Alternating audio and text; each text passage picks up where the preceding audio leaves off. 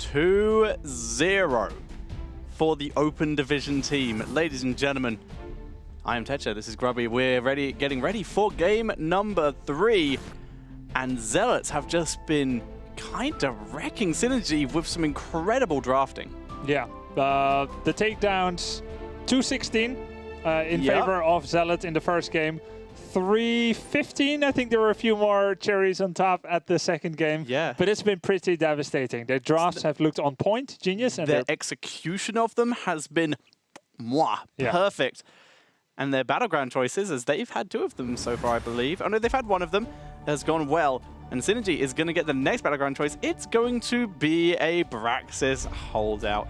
And this is something that's a little bit close to Synergy's heart when they actually qualified for HGC. I believe it was via this map, via a Rexar played by Hydra, which was super cool to see. And is also one of my favorite maps, and I believe you appreciate it as well, due to StarCraft. Yeah, yes. And there's no Swarm host on it. Braxis holdout, one of the maps with the best soundtracks. Of course, that doesn't really matter here, but Braxis, being a 2-lane map, has not much comeback potential sometimes. There's not that much experience to go around. You need to get it right. Yes, you do. There's not much forgiveness. You need to fly right from the start. And Synergy have displayed good early and mid game in the HGC Pro season, but so far they've been struggling with Team Zealots. Now let's see what the drafts are going to be looking like. Gul'dan was first banned by Synergy in both games so far. He's also very good on this map. Zealots so far have banned Ariel first and Greymane first. Greymane's good here. Cocktail can obviously get some great damage onto the Zerg waves, and he's great for that beacon fighting, as he's able to either poke it from range or hard engage when they need to. So always nice to see. But they know Hydra. That's some research done by Zealots, banning out the Rexar. Yep. Poor Rexar, never picked, always banned. And Gul'dan banned once again. So Synergy is falling prey to kind of a rookie mistake here, in a sense that they would rather ban Gul'dan than play it. It shows a weakness in their play.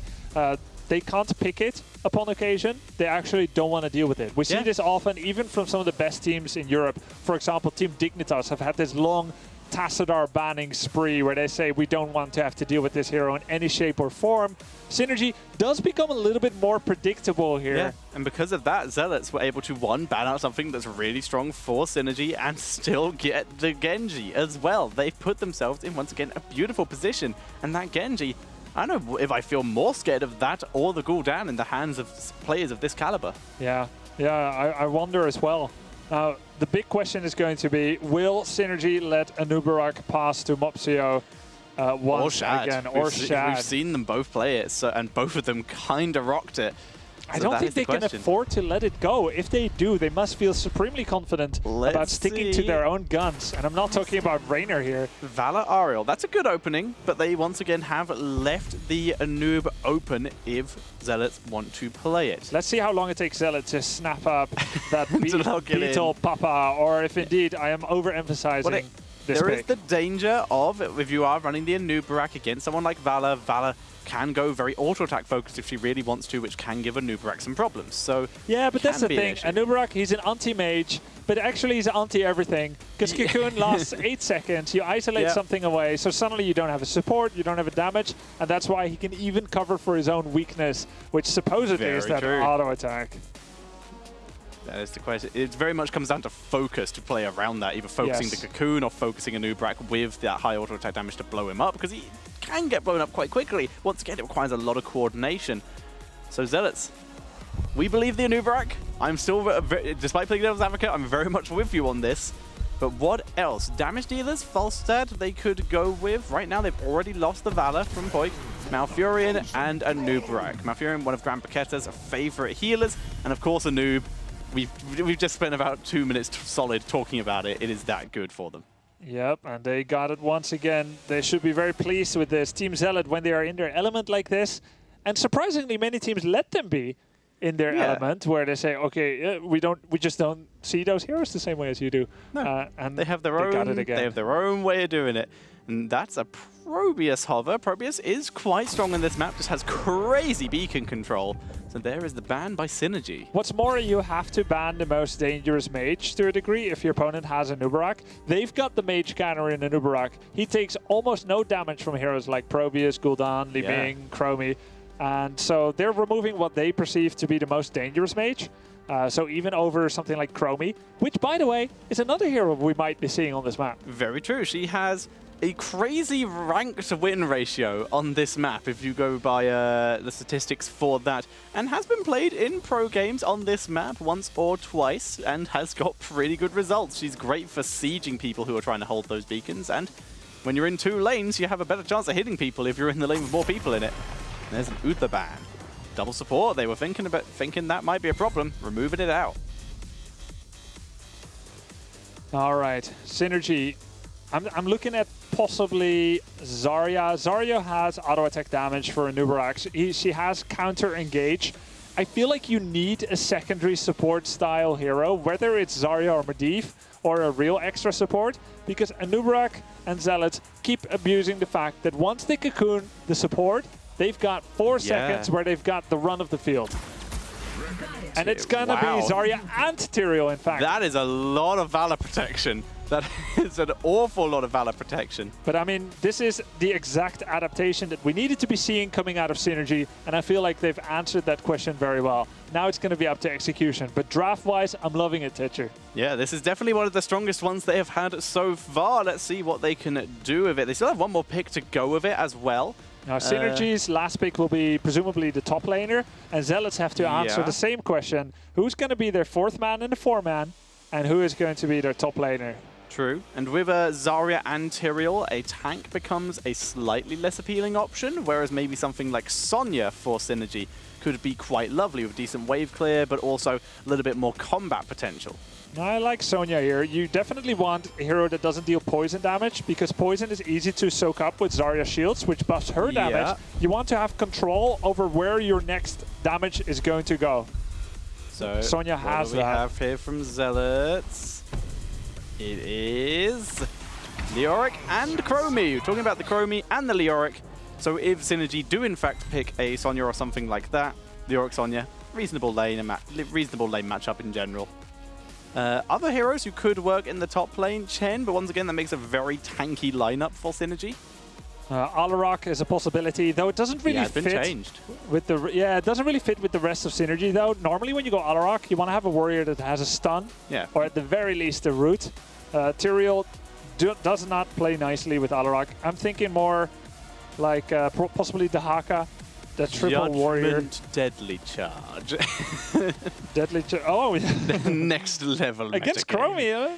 Not bad, I guess. That would blow Chromie up, but this is more of an unranked draft style strategy that we are mentioning Of course, there. Alarak needs like 2 seconds to charge up Deadly Charge. You can just cocoon him during it. What do you think about Thrall? Never mind, that's a solo laner. I like this. This is something that teams have been playing an awful lot more recently.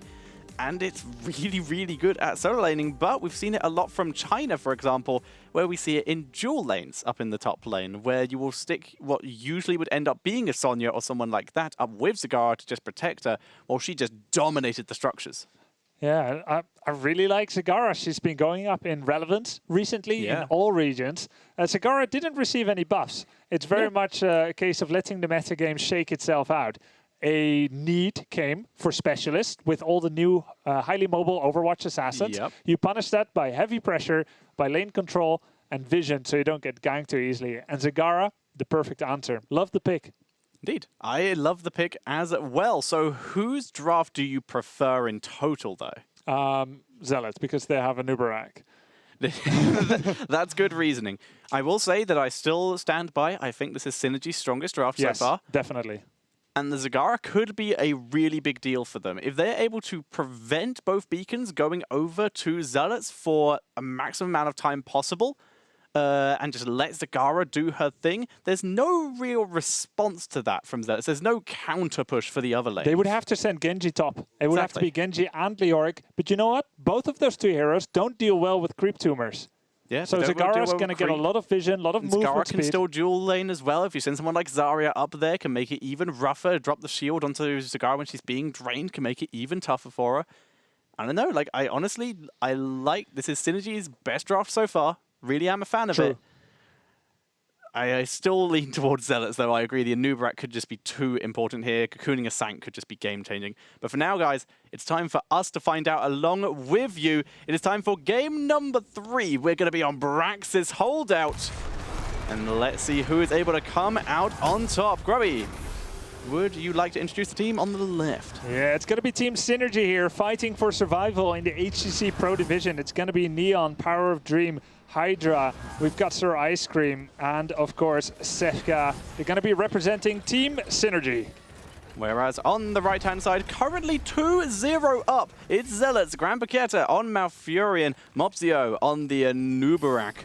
We have Poik on the Chromie with the money pick. Cattle will be happy. Zarmony on the Leoric, and Shad is playing the Genji. Back on it again. So why is the top lane well, why is the top lane the solo lane? No reason really, it just happens a lot. There is no reason or rule that says that the top lane is more of a solo lane. And we can indeed see Synergy pay no respect to that decorum as they 4-man push the top. Without Zagara.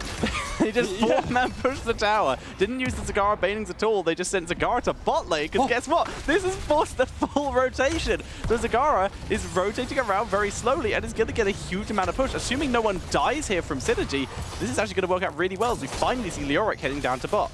Yeah, you know, a lot of people wonder why is that top lane actually the one where they put one hero each, and there is no actual reason. Nothing about the map suggests that that's how it needs to be done. And I'm so happy to see teams break with that tradition. It was particularly smart for Synergy because Zagara was able to place down 4 creep tumors in the bottom lane without even being contested. Yeah, she was also able to launch a couple banelings. She has gone for that extra structure and minion damage from banelings at level 1. Yeah, basically it actually just siege from halfway across the map, which is always fun. Chromie with that Time Walker's Pursuit getting that extra mana, and of course the Vision talent, which is often overlooked just how much of a big deal that is for this talent. Yeah, and you can get a lot of regeneration globes on Brax's holdout if you take control of that regen globe generator. It's in the top of that map there. We see that response in 4 seconds. And they should definitely be prioritizing that. But if you're losing the lane, you do not have access to it as it is neutral. Genji picked it up, but Poyok was not nearby. So no stack. Genji's just being annoying, trying to steal it away, but there's no one here except for Tyrael who benefits from it from Synergy. But to be fair, one hero is better than no heroes. Tyrael getting that regen master for the second time since we've seen him. Genji coming in, but Neon was on point there. Good vault for safety. Now, really, just when I look at the level displayed so far, Zealots, they've played 2-0 and scored. They look very scary. But when you look at the 4-man, it's shaken out really nicely for Synergy. Vala, Ariel, and Zarya is almost the same as the olden days of domination by Tassadar, Vala, and Ariel. You've got so much protection. And in the meantime, Zagara is supposed to beat Leoric as well. There's not really space for Genji to rotate without giving up top. We see that rotation to the bottom, making it a 2 versus 1, and that's the kind of response Zagara necessitates. But in the meantime, damage is being dealt to Zealots' top forward. Zagara's so fast as well. You can see on that creep just microing around. She's gone for the extra attacks to multiple minions, which just makes her wave clear so good. But like you said, even without Zagara here, this lane is just being pushed up super aggressively. And Synergy, for the first time since we've seen them today, are in the lead. Yeah, Shad trying to take that beacon away there, but Sir Ice Cream will not permit it. Nice hold on the auto attacks by Sir Ice Cream, actually microing around to not trigger that deflect. Very nicely done, very good restraint. Neon, on the other hand, is taking all of the abilities from Chromie. Nice aim by Poyok, has gone for bronze talents as well. Level 5 talent is available for Chromie. He's going to be taking Dragon's Eye, 25% bonus damage in the center. Yeah, a little bit of extra damage. It lands on Sir Ice Cream. Shad's already there to set up for him. But Sevka is in position to keep him healed up, and as such, Sir Ice Cream will live this time. But that was a beautiful combo there by Poik and Shad. Poik found the target, Shad tried to execute, but this time Sevka was too quick for him. Now, I need to emphasize how important it is for Synergy never to die foolishly in the top lane. That is always a very large objective for every team, since foolish dying is fairly useless. Could be foolish. But in this, yeah, it is fairly foolish. But in this particular case, they need to maintain that stranglehold here. Once you lose it on Brax's holdout, it's very difficult to get it back. And this team relies on being strong 4-man. The fact that they're trying a 2-man contest here is risky in the extreme. But they're getting away with it so far, it seems. And in the meantime, Vala Arya are getting a camp. They have got a camp, but they've managed to lose control of both beacons here. Zagara actually gets chased all the way around the outside back to her base here. But with both beacons in favor of Zealots, they're able to get a big amount of charge. And they are holding top lane for the moment. Chromie and Malfurion just in good position to heal and poke from afar. Looks like they may get at least very close at 100%. Shad holding as long as he can, and they turn around and get the kill on Vala. Yeah, I can't say that the Bruiser camp was worth a sacrifice of the stranglehold that they had so far. And then Vala also going off by herself against Poyok's bronze talents while the beacon was still being contested. 88% of energy has gone to Zealots. Great job by them, but a bit of a miss here by Synergy.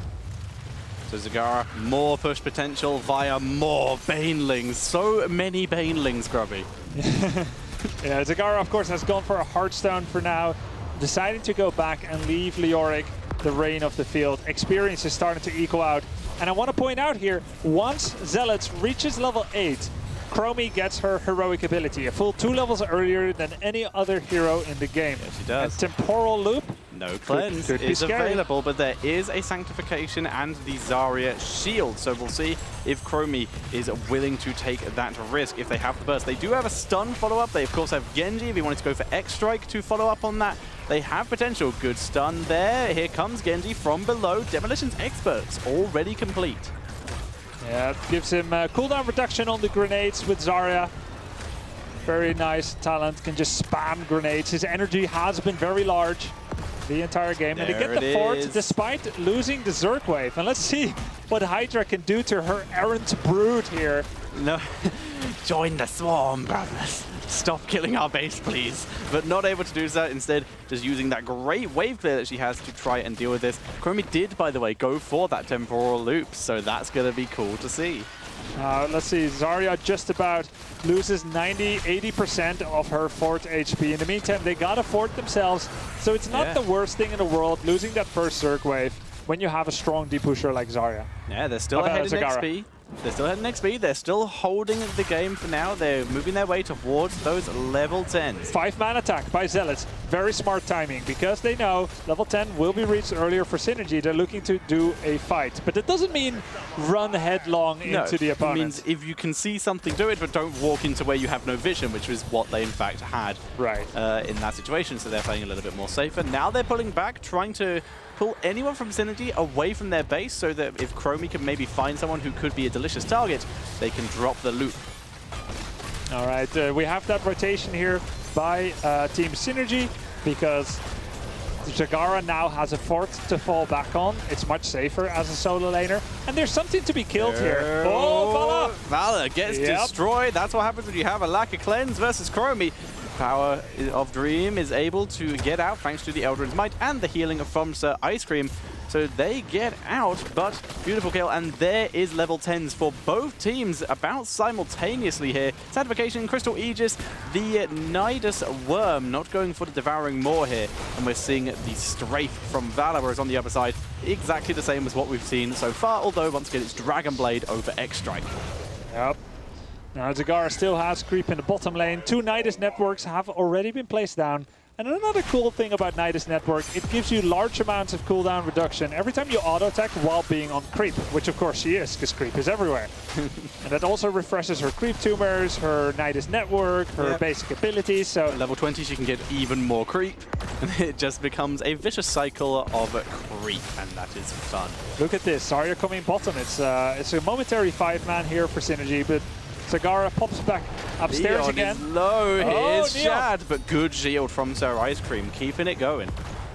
All right, so this is the cool thing. Constant threats of 5-mans by Synergy, while sending Zagara top again, getting the beacon, and then threatening bottom again. It's a battle of the odds here, isn't it, Tetcher? With Nidus giving so much mobility. Just Nidus down to bot lane so she can actually join up with her team to defend against this. In the meantime, though, 2 people rotated up top and were able to grab the beacons, which are both now in favor of Zealots. But with it being a 5v3 down in this bot lane, they're going to lose this. They can't do anything about that. Now, in the meantime, Temporal Loop was used by Poyok to try and set up a kill, but Sanctification to block it. Loop being the shorter cooldown, so it'll be available again in 40 seconds. Yep, works out quite nicely nice body for blocks. Chromie. Very nice body blocks, trying to find that Zarya. Oh, the expulsion zone was actually denied by the Aegis there. A bit of anti-synergy, and now we see the cocoon set up, surround it, and oh, there we go. Time trap. Time trap anti-synergy. Wait, they did that on purpose, I think. Not in this current situation, of course. To stagger the depth? Yeah, no, to stagger the stasis. So you put a cocoon down, you put a stasis trap on top. Yeah. And then you know that even if they break out the cocoon, Ariel will continue to be trapped. Of course, in this particular case, it was an unnecessary prolonging. They forgot. But think of it in a real fight. Yeah, I've never seen that interaction planned in such a way. So cool. That is very cool indeed. Very nicely done. Shad finds a Nidus Worm and also all of the tower hits ever. So he is going to be fine. He's going to get healed up very easily by Malfurion, and they're going to be able to keep the pressure on. And Neon once again gets chunked and is going to have to go B. We see a giant Terran Goliath working together with Guardians, Ultralisk, Hydras, Marines. An unholy alliance here of Terran and Zerg, pounding down the forts of Synergy. There were Zerglings and Baelings, but they died, as they are one to do. But like you said, this is a terrifying push. Zagara has gone down. One-on-one to Leoric, who is still full of life. Speaking of full of life, guess what? This Goliath is pushing in with huge damage potential. Genji poking down the heroes here. The last Ultralisk has finally fallen, but look at the health on that boss. Shuriken Mastery has been completed, and now we're seeing Zealots moving into Temporal Loop, and the cocoon drops there, but a Sank will keep Valor alive. They clear out the cocoon, so Ariel drops out. This was good crisis management by Synergy, but at minimum, their keeper's gone, and the boss still has half health. Zagara is now back, though, to help defend. Now the boss could do some damage against the core, but Synergy is going for the big fight. The Twilight Dream was good. They were able to kill off Chromie, but Valor has already died. Health bars are solo. There's the root. Aegis has dropped material. Shall explode onto multiple members here. This huge damage kills Zarmony. Wow. And that's the end of the push. Tyrael with the save, giving his body for his team here. Truly heroic move there by Tyrael, as they managed to prevent all core damage. And presumably, if some kills were taken, Zealots could have gone for the all-in at just 12 minutes of game time and try to kill that core. But the defense was made, and Synergy still has creep many different places on the map. The Zagara threat is ever looming. Speaking of threats, Tyrael was also the one who was able to kill off Chromie, diving into that backline with no Sank. It had already been used, just committed. They knew they had to do something, and they did. Huge shout out to Power of Dream. That was a superb series of plays. Not even one singular play. It was just a long line of just well played. The camps are being taken for Synergy. They're trying to create vision and space on the map that would allow them to go for a play. They don't exactly know what play that is yet, but they'll be looking for opportunities. First, settle back into order. 4-man in the bottom, Zagara in the top. And so long as Zagara is uncontested top, when they confirm that there's 5 members below, she can push hard. But if they suspect there's only 4 here, she will join her brethren for a 5-man push. Let's see what they can do. They want to take down some forts. They've got the Hydralisk currently poking down Moxio. He's having to pull back a bit. Time trap on Tyrael. They're just going to drop some damage. They were trying to catch him in his retreat, but he went down as opposed to back. So nice move there. It looks like they may get this fort. Shad has been shooed away as he was outnumbered and his team were getting zoned out. So yeah, they will definitely get this fort. Nicely done. Synergy, they're holding it together this time. I almost spoke too soon there. Power, so much damage onto him. Cocoon's dropped. Cocoon is gone. Sanctification is still a tool that's available. There it is. Entomb is good as well. Twilight Dream right after the Sank. There's the Dragon Blade. Good Aegis might block it for a while, but Hydra is killed off. Resets for Shad. And that is going to be a full 5-man team wipe. They're on the complete other side of the map, though, to the enemy core. So it looks like they will just go for the beacon instead of going for the core. They're too far away, and it's too early in the game. What a fight here. Leoric and Inubrak provide the layer of defense that is needed for Zealots. They weathered the storm of the Sanctification. And Grand Paquette, thank you very much. I'll just walk up into that Sanctification, wait for it to end, and hit a 5-man Twilight Dream. That was beautiful. Also, Zarya currently has the most hero damage on the side of Synergy. You can see their huge burst damage. Power, I thought he was doomed there, but he survived. The Sank was lovely. Sank directly after this. They've already set up, done some crazy damage. Temporal Loop did not get worth, but Mouth just walked forward, and they weren't able to deal with him. He Ice Block to prevent follow-up damage on him, and by that time, Shad destroys everything. And speaking of everything, that is exactly what Zealots have been able to take on the map. As we now have a Zerg wave, a boss, and mercenaries all pushing in the bot lane. Once again about that fight, a few things were off there in the execution for Synergy. Sanctification did not block Vala's Temporal Loop to go off, which also happened to cancel Strafe. It gave extra damage to her that could have been prevented. So Synergy, they had it coming for them there. You cannot afford these mistakes against Zealots, who seemed so on top with their execution. Now, a massive wave of trouble on the door of Synergy. Knock Knock, who's there at the end of the game, maybe, as Zealous is looking to close it out. They're going to go for this keep. What else can they do?